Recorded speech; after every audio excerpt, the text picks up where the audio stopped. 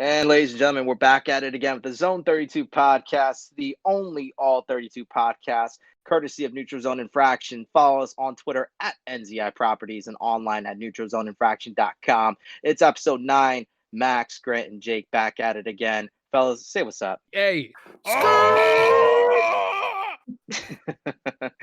So we've had a very, very long layover. We've got a lot of stuff to cover. So we're going to go backwards a little bit before we go forwards. The less said about the Steelers game, the better. But looking back at week 12, that was an ugly bowling shoe ugly game the Ravens should have won. We're gonna move on from that and skip to week 13. Special Tuesday night matchup against the Dallas Cowboys. It was a good bounce back game for our boys. Guys, what are your thoughts? You guys can just riff off of each other on the big win that we picked up against the Cowboys on national TV. I mean, I don't think it was a big win, but I think it was a win that needed to happen. I mean, the Cowboys are pretty bad, let's be honest. But, you know, the way that Ravens can kind of play down to the competition a little bit, I mean, you think about it, I mean, we could have easily lost that game. I mean, I don't know. Look at the Patriots. Patriots worked us, and they looked like dog shit the other night. That's the truth, though. It was a necessary win. It was kind of like a lot of the wins they've gotten earlier in the year. They look like they can be better. They did some things to shoot themselves in the foot, but they still wound up beating the hell out of an inferior opponent. So they did what they needed to do. Yes, we did run the ball well. Absolutely. And the Cowboys are historically bad at stopping the run. So, hey, it worked out. LeRon McClain, baby. Right? No, and I mean, I think that was a game too that like really got almost like a confidence booster for like, you know, like Ben Powers. Ben Powers had a hell of a game. And like, you know, McCarry looked good at center. And, you know, I mean, a lot of those guys, yeah, it was what an inferior, you know, run defense. But that's the type of game where, you know, we're going into, you know, the game on Monday against the Browns that they have a really solid front seven and a great run defense. You know, that's a game that has them with a little bit more like of a little pizzazz. They got a little hop in their step. They're walking on their toes right now. That's the truth. Yeah, this is needed to stop the 3-game skid and everything. Get a little bit of confidence heading into Cleveland on Monday. Let's go. Let's punch them in the mouth.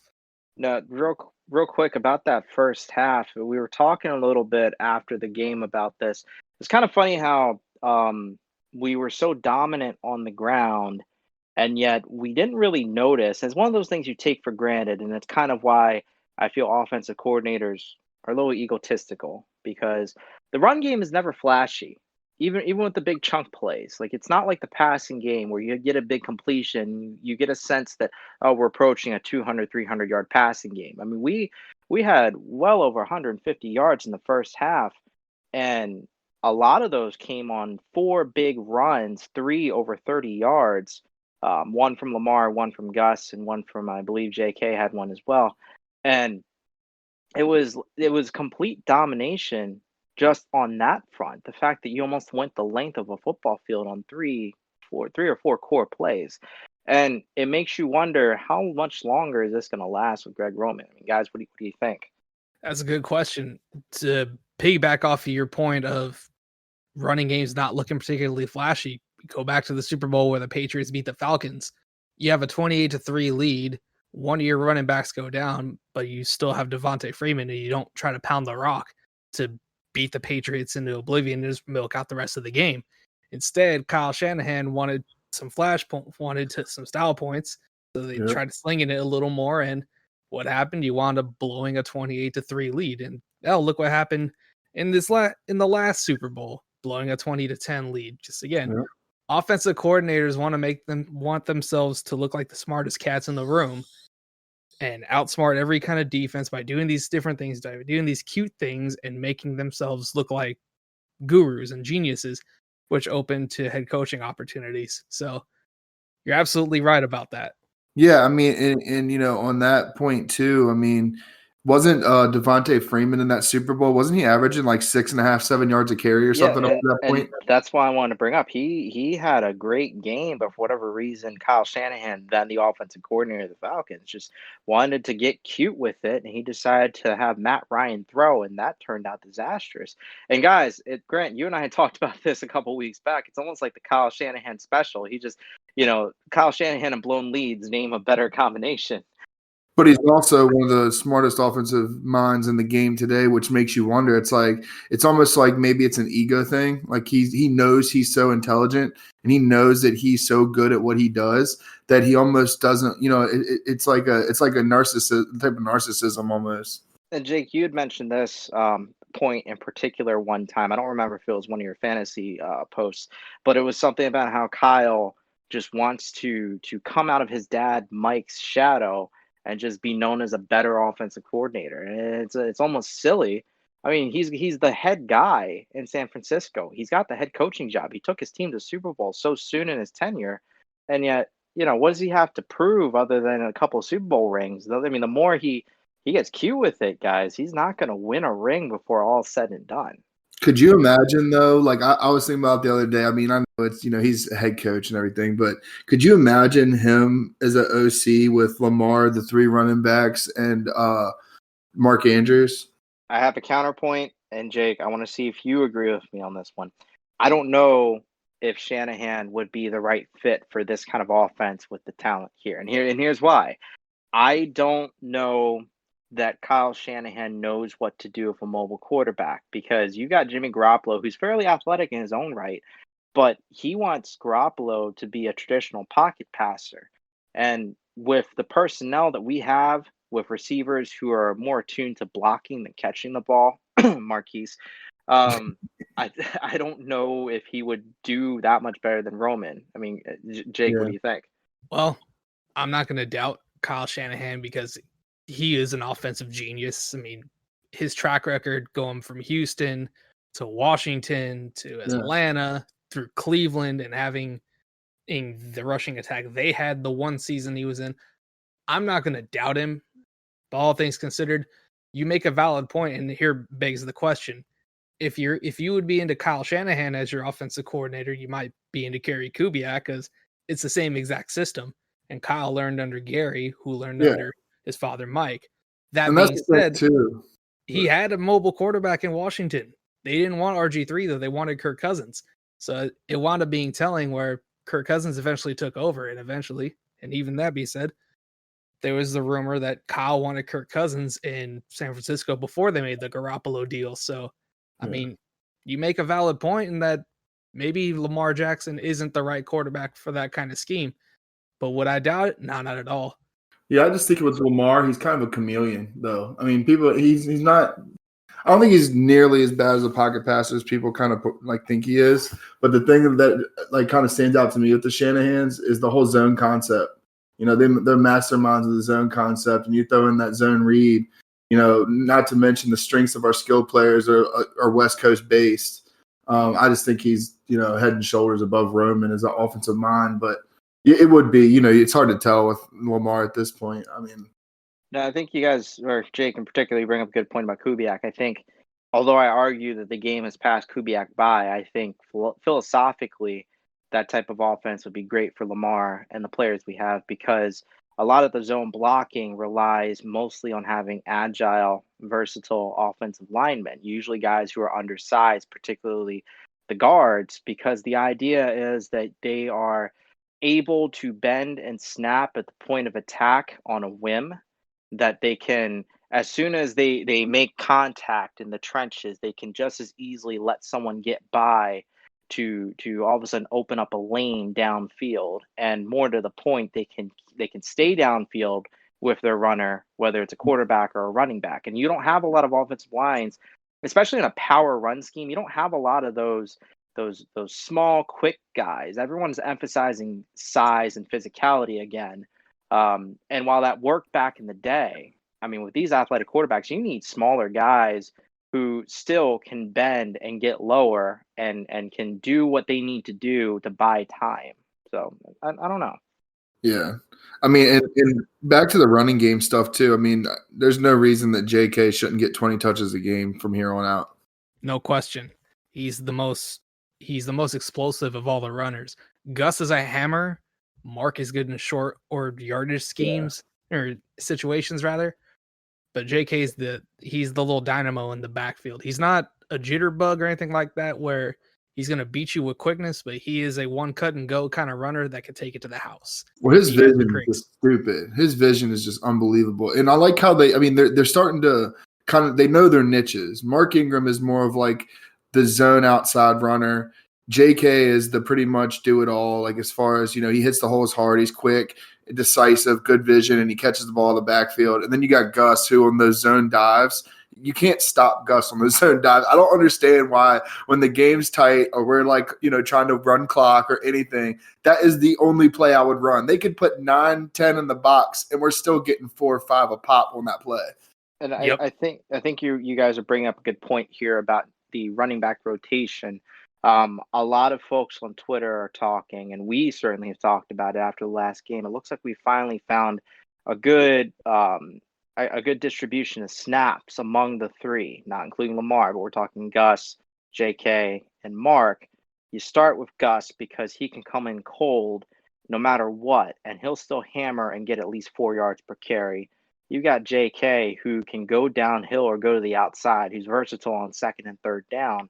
Then late in the game, you got Mark who's coming in fresh and he can hammer the ball home the way that Gus had previously done last season in a reversal of roles. So I guess I ask the both of you guys and just, riff and interject. How likely do you think it is that Roman's going to take this script and run with it the rest of the year? No pun intended. I think that's the way to do it. I'll tell you that.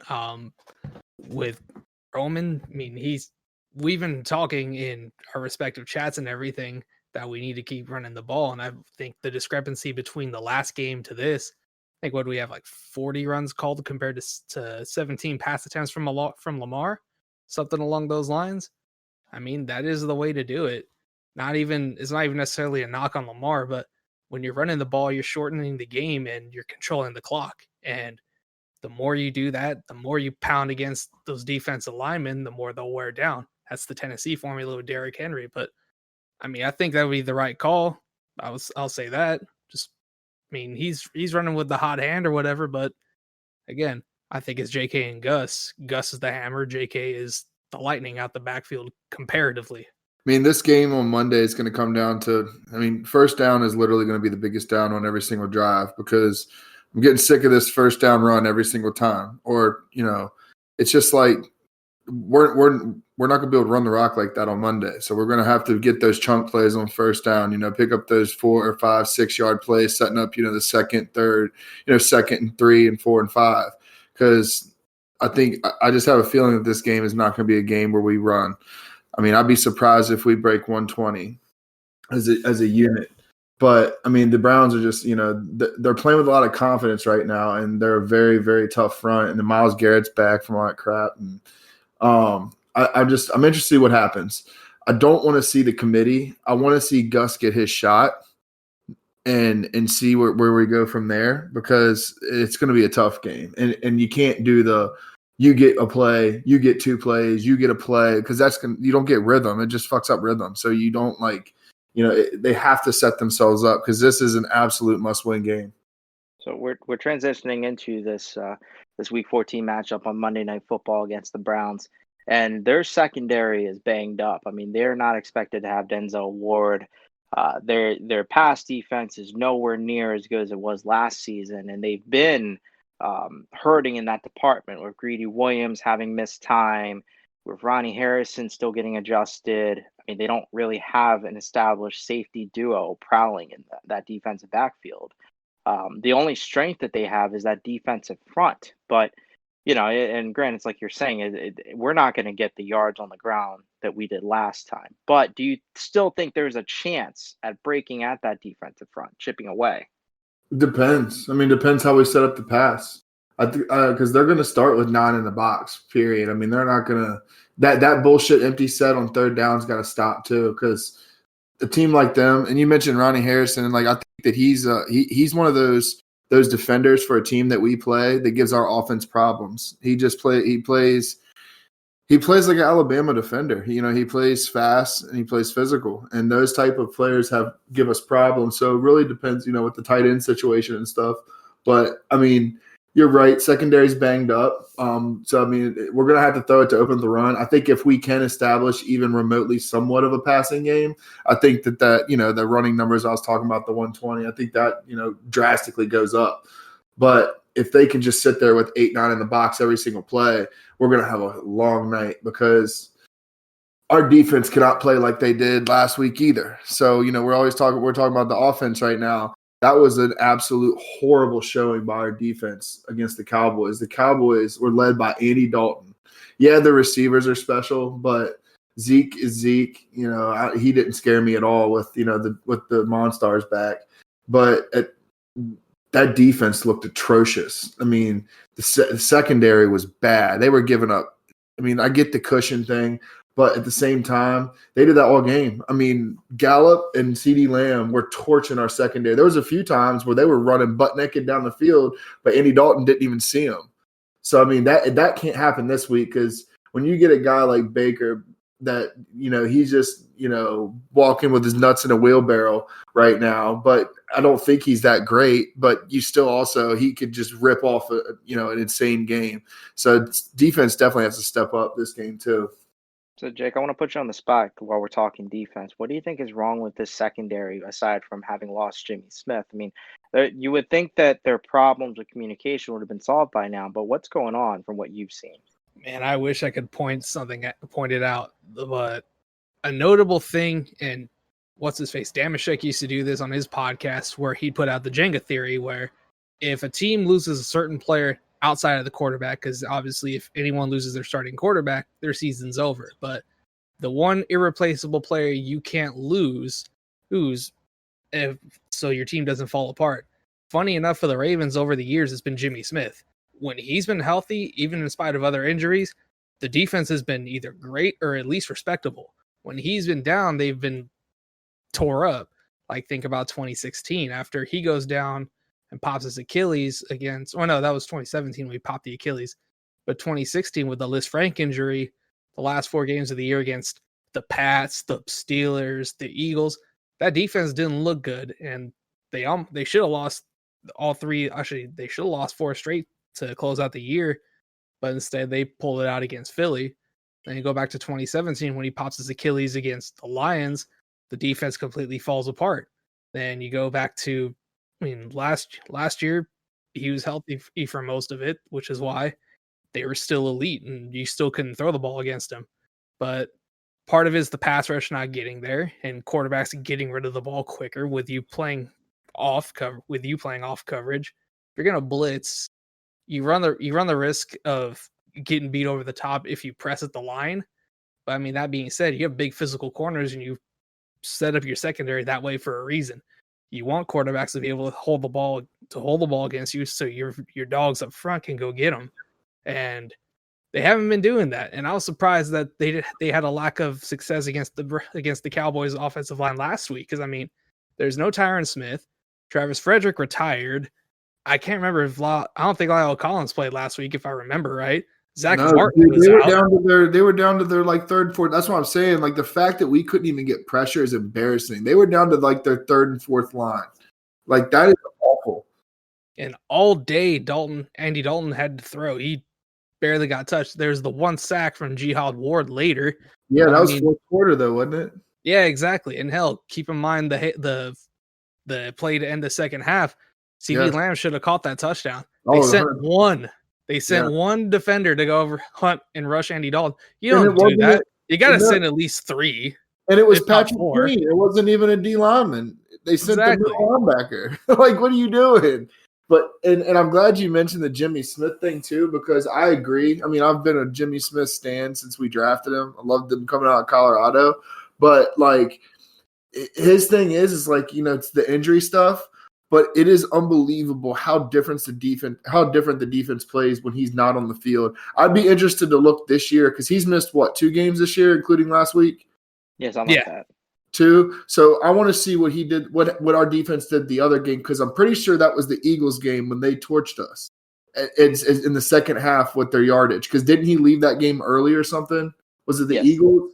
So look at those two games between the Eagles and Cowboys and what they did to our secondary without him. But that just shows you the versatility that he has in Wink's defense, because this whole new safety thing that they did this year, like to pat myself on the back because I got fried for it the past 3-4 years, because I've been saying that moving him to the safety position not only elevates the defense, but it reduces his injuries because he's not having those quick turns. He's not having the stop and starts that he would as a cornerback, but he also has the long body, the ball skills, the range. He has the smarts, like he can cover the slot, tight ends, all that stuff. He's made to be a free safety, and this is the perfect point in the career to do that. If you look at a lot of the schemes when he's in the defense this year, they put him as almost like a dime linebacker position situation a lot, and they also walk him down a lot. So you don't know, with his versatility, he can do that. He can cover number one on the outside. He can play, middle linebacker in a nickel situation if they want him to. The thing with him is that's what I think we're missing, because when you don't have that versatility with somebody like him, it becomes a plug and play, and it has to be somebody that has that specific strength for a position, and that he elevates everybody else. This is true. And to point out your point, Grant, last year, the experiment with Brandon Carr kind of working as a dime backer and a roaming safety. I mean, that was perfect for him at his phase of the career, of his career. Football IQ, because both of them have strong football IQ. That's crazy. I call it the Charles Woodson effect, or rather experiment, because although this is not a new concept of football, putting an aging corner at safety definitely, at the very least from an injury and health standpoint, it extends the career another year or two, because you're not having to worry as much about the back pedal and all these other things that people don't take into account for defensive backs, especially a corner. Your knees and your ankles go much quicker having to consistently backpedal against younger and younger guys every single year. And that wear and tear adds up. And that's why we see corners have such a short lifespan in the NFL. I mean, you look at the average career of a corner, they flame out almost as quickly as running backs do. And yet corners don't invite the same amount of contact. If anything, it is non-contact, soft tissue and ligament issues that ends their career. I mean, I would love to do the research in the offseason. That's probably something we could do as a group, is just take a look at the average career of an NFL cornerback Well, compared to that a running back. too, and it's a high value position. It's a dog eat dog position. Like, there's a few positions on the field that I call dog eat dog positions, and a cornerback's one of them, because you're easily replaced and everybody sees you fuck up. So like when you're like, it's not, everybody says when you're safety, everybody sees you miss a tackle in open field and those types of things. But with being a cornerback, you're on everybody's hated list if you get a guy that rips off 8 catches for 120 on you and 2 touchdowns, or you're magnified. I mean, when we look at the Ravens Twitter chats and all that stuff, and everybody's like, who's your least favorite Raven? You hear Sharice Wright, Frank Walker, all these guys, they're all corners. You hear all corners, because that's what they see, those nickel dime type corners. And it's a tough position. And I know that, I think Marlon or somebody was talking about the other day on Twitter that it's the toughest position of football. It is. I mean, quarterback could be argued because of everything and everything pretty much goes on you. And you have to know every single type of offense, defense, break everything down in the middle of a play. But cornerback, you're facing guys that are running between 4.2s and 4.5s. They're big, physical. They're bigger than you. They're stronger, faster. They know what they're doing. You don't.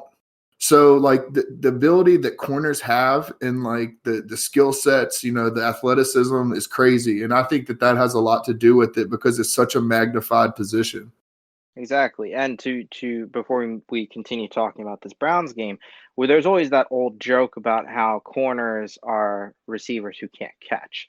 And that has a little bit of truth to it, in the sense that when you're playing corner, you have to understand the receiver position. You have to mirror your man almost step for step, but in reverse. So again, Yeah. you think about how tough it is to do everything literally backwards. it's no wonder that these corners are drawing pass interference penalties on a more regular basis with increased emphasis on the passing game. And it's no wonder that corners get burnt so often because, again, your vision is the mirror opposite of what receivers are seeing.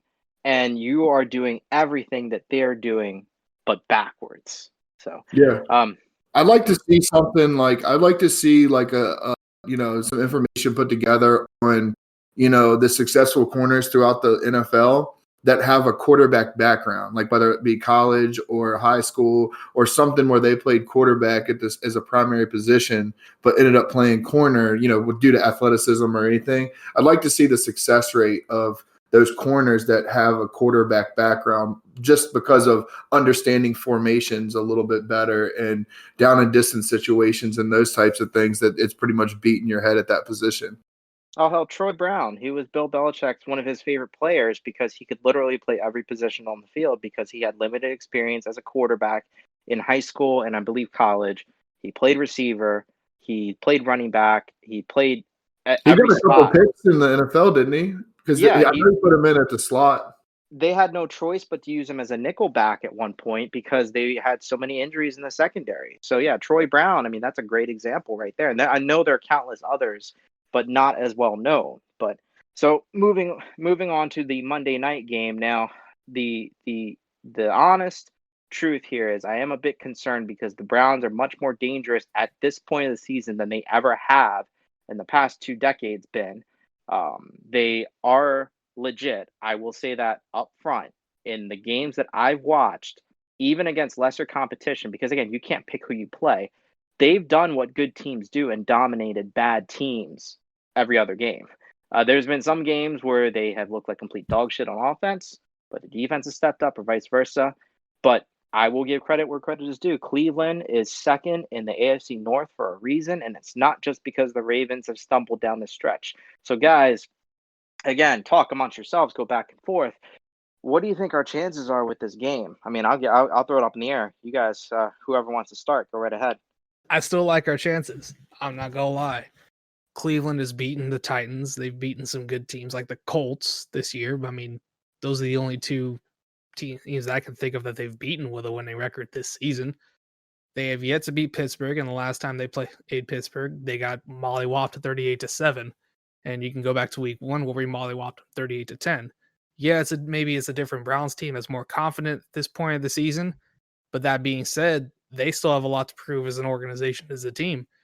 They've gotten to this point year after year after year where they might get kind of close to actually breaking through. And this year they actually are, because they actually posting up a winning record for the first time in 12 or 13 years. But they still need to prove they can beat the bullies of the division, because historically they haven't been able to beat Pittsburgh or Baltimore in critical games, and they don't have experience in critical games. So I still like our chances. Their secondary's beat up. The key is you can't let Myles Garrett beat you. Do whatever you need to do.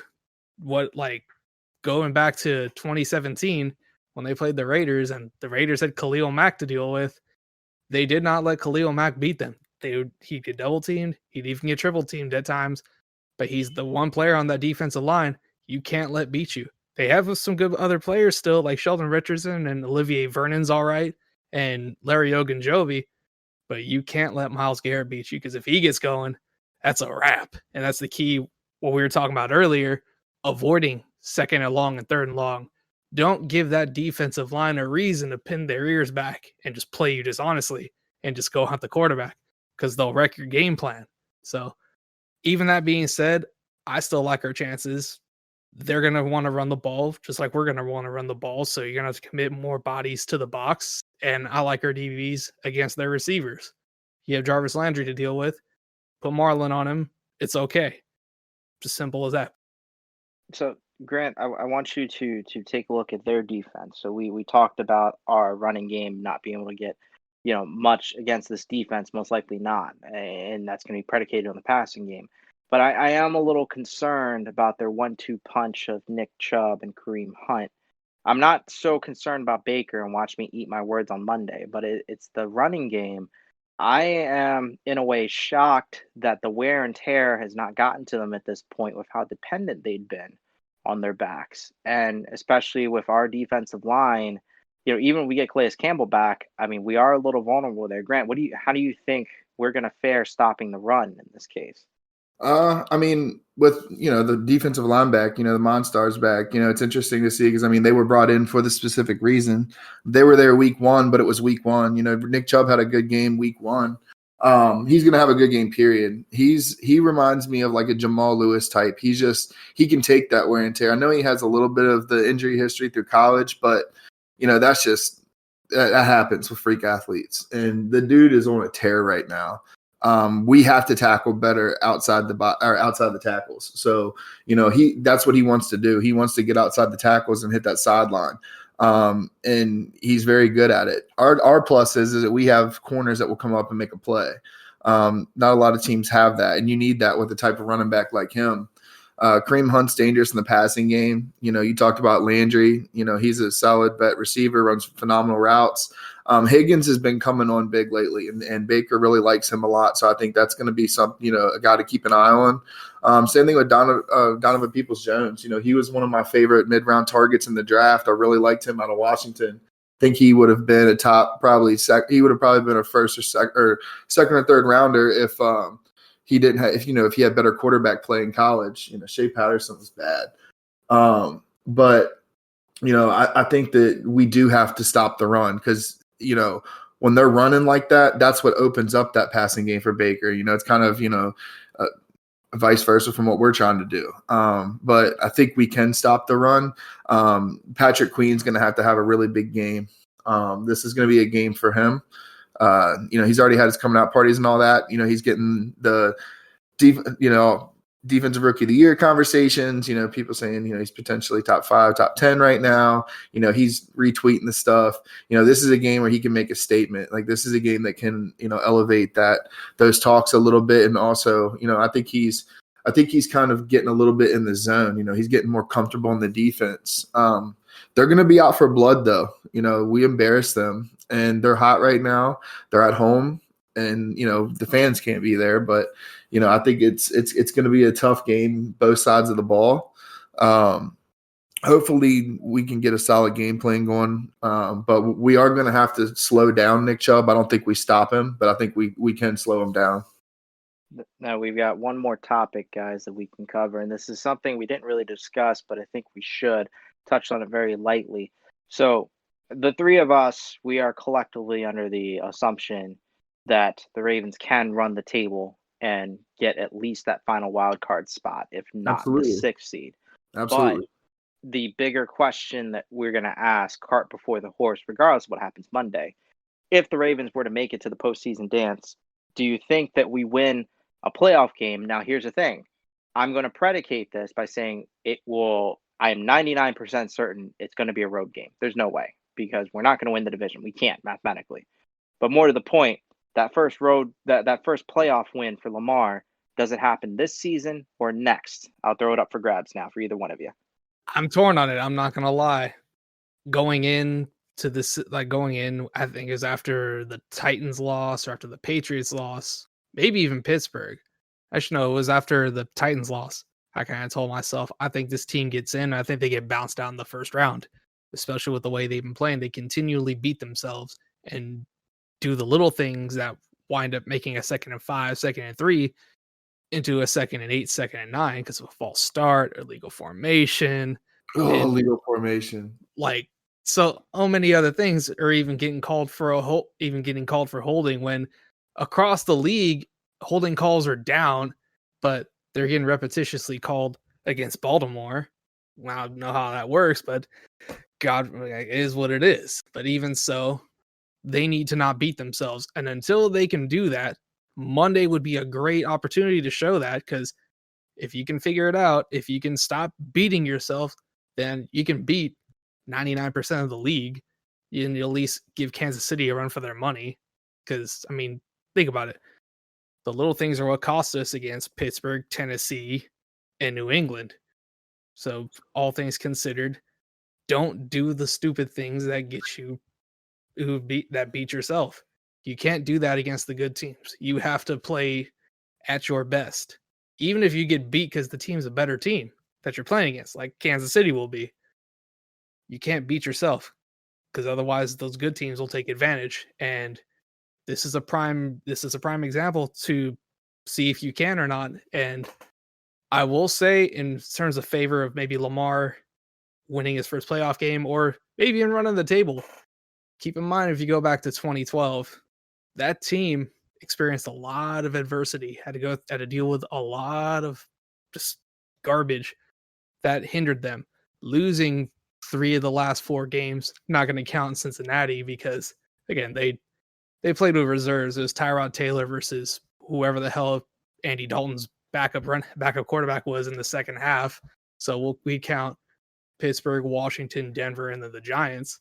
But they came in and kind of stumbled. But that being said, with all that adversity, they are ready to get together. They're ready to just kind of run the table. So I will say this group is battle tested at least. We'll see if they do it. And I'm not so sure they will, but I would definitely like to be wrong. I really want to be wrong in this instance. And Monday would be a great time to get me to shut the hell up and stop being a pessimist. Yeah, I mean, I agree. I think Monday is a must win. If we win Monday, I think we definitely run the table. If we don't win Monday, we have to run the table even for a chance. I think that Lamar does get his first playoff win this year. I think we do get in. This is a resilient bunch. We've all been fans of this team for a pretty long time. If any team that can beat themselves, it's the Baltimore beat themselves. Whether it's a timely penalty at the end of a drive where they're going to win a game on third down, or a ball that bounces off a helmet, flies 20 feet in the air, hits a receiver in the hands, they catch it, run it for 30 yards on 3rd and 15. Like that stuff happens to the Ravens. So those little mistakes can't happen as far as the penalties that you had mentioned. So I'm 100% on that. If we play that type of Ravens football, we're going to lose. If we play disciplined football, we're going to win. I absolutely think we can make the playoffs. I think if we do make the playoffs, there's going to be a lot of confidence that, they're already in the mindset now that, the whole world's against us. NFL hates us. It's us against the world. That type of mentality is dangerous with a team with this much talent. And, barring injuries and those types of things, I think that the Ravens are going to be a problem from here on out. Absolutely. 100%. And Jake, you had mentioned being a pessimist. What would it take for you to change your mind about this team in the final stretch of this season? Beat the hell out of Cleveland. Beat them convincingly. Don't do stupid things to keep the game close. Because when they keep the game close and they don't execute right, then things fall apart. Like look at Tennessee. He had a 2-score lead. Lamar throws that interception, but I can't even put it necessarily on him. That was just a deep shot, and Breon Borders made the play.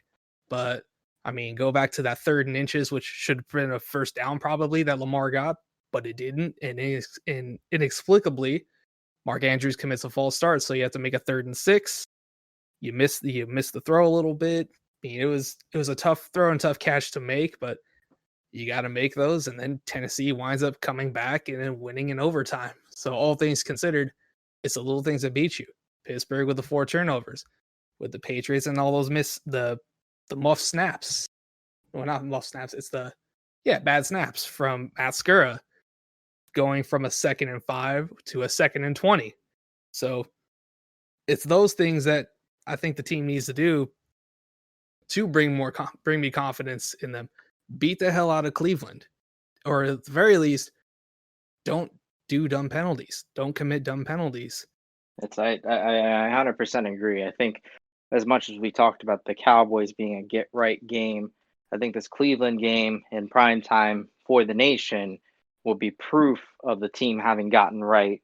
If only because, again, this Browns team is not the same team it has been. This is going to be their Super Bowl essentially because they need to get over this hurdle of beating Baltimore before they can think about facing off against Pittsburgh in the playoffs and having a legit shot. So we'll see how that goes on Monday night. I know the 3 of us are going to be watching. There's other great NFL action on tap for Sunday. So for next time, we'll be back with more thoughts on all of that. Of course, it's been a very Ravens-centric show, but of course, we had to make up for all that lost time. Also, on a programming note, we've got the potential for more bonus episodes along the way. So be on the lookout for that. Make sure you subscribe on iTunes, Spotify, or wherever you get your podcasts. But guys, I missed you guys. It's been great coming back and doing this again. We're going to do this more frequently, I promise. In the meantime, this has been the Zone 32 podcast, the only All 32 podcast, courtesy of Neutral Zone Infraction. Follow us on Twitter at NZI Properties and online at neutralzoneinfraction.com. I'm Max. He's Grant. He's Jake. And for all of our loyal listeners, again, thank you guys for listening. Have a great rest of your day. See ya! Oh!